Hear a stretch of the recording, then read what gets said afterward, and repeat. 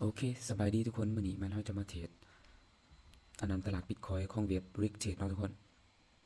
ซึ่งงบเราจะออกมื้อนี้แม่นอยู่ที่140เหรียญแม่นเป้าหมายของเราใน3ออเดอร์เนาะเราจะเทรดโอเคออเดอร์แรกเราจะจัดอยู่ที่30เหรียญทุกคนนะ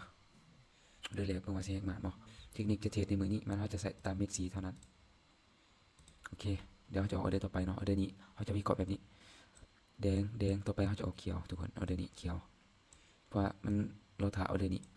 ออเดอร์วินเราออเดอร์นี้เนาะเราจะออกเขียวนะ กดตั้งแต่10 วิเลยมา30เหรียญออเดอร์แรกเพิ่งมาสิวินบอกจัดไปละออเดอร์บายเฮาถ้าบ่วินแม่นเฮาจะคูณเงินแบบนี้ได้ทุกคนเทคนิคนี้ถือว่าเวิร์กสุดแล้วทุกคนซึ่งทั้งหมดเทคนิคแม่นมันมีอยู่ที่4เทคนิคเนาะแต่ว่าเฮาจะใช้มือละเทคนิคทุกคนเทคนิคนี้ถือว่าเวิร์กกว่าหมู่ทุกคนก็ก็อันนั้นเนาะทุกคนแต่ว่าออเดอร์นี้อุ้ยเป็นจังไดวินได้บ่2 1โอเควินงามๆเลยทุกคนออเดอร์แรกแฮกมาเนาะมาออเดอร์ต่อไป30คือเก่าทุกคนถ้าชนะ3ออเดอร์ถือว่ากำไรขนาดนั้นเนาะออเดอร์นี้เขียวๆก็ออกแดงเนาะทุกคนเราสังเกตนี่เนาะทุกคนนี่เขียวต่อไปมันต้องแดงออเดอร์นี้เขานับแท่งนี้เนาะทุกคนนี่ก่อนหน้ามัน1 2ออเดอร์ที่3ต้องแดงเนาะถ้าเขียว2แท่งแล้วออเดอร์ที่3ต้องแดงเขาสิตามเม็ดสีเท่านั้นย้ำต้องเข้าใจนะทุกคนรูปแบบนี้เน้นเม็ดสีเท่านั้นเขาไม่ได้ใส่วอลลุ่มเขาไม่ได้ใส่ SMA เขาไม่ได้ใส่ตัวสีวัดหรือว่าอันนี้โอเค loss ออเดอร์นี้ต่อเดือนต่อไปต้องเน้นๆทุกคนเพราะว่า loss ไปละ1ออเดอร์ออเดอร์นี้จัดไปอยู่ที่60เอา70ไปเลยออเดอร์นี้อยากมั่นใจนะทุกคนโอเคสิวเลย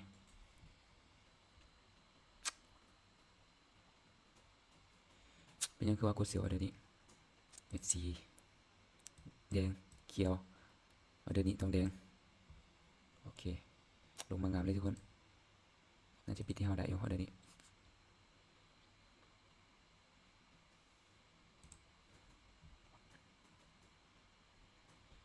4 3โอเค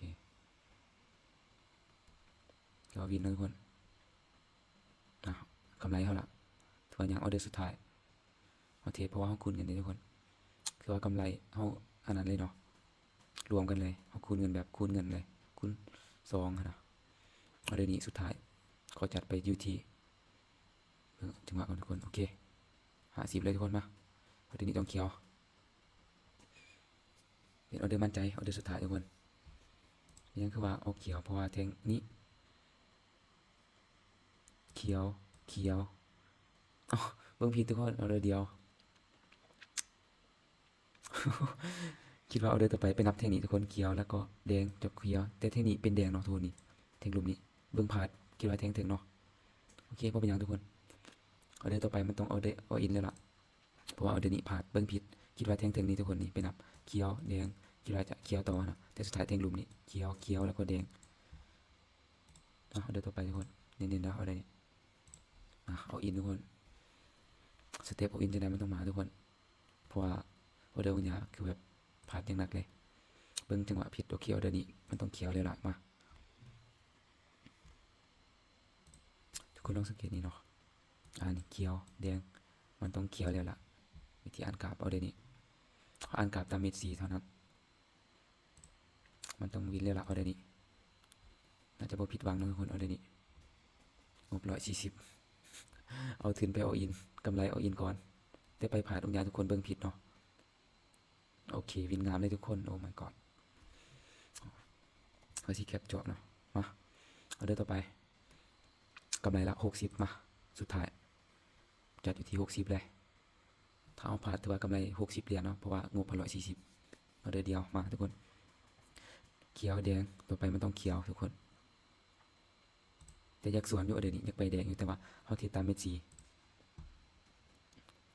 นี้เขียว เขียวนี่อันนี้เขียวอันนี้แดงมันต้องเขียวเดี๋ยวนี้ประมาณนี้เทคนิคที่ว่าใส่เนาะ60เหรียญเอาเดี๋ยวนี้เบิ่งว่าสิผิดหวังบ่ดาเมจ4 6 5 4 3 2 1โอเค lost ทุกคนหยุดเพียงเท่านี้โอเคผู้ใดสนใจเทคนิคต่างๆแม่นสามารถทักถามได้เนาะในเฟซทิศนาทีเอ็นเนาะเดี๋ยวจะแตะลิงก์ไว้ในคอมเมนต์เนาะทุกคนหรือว่าซื้อเฟซไว้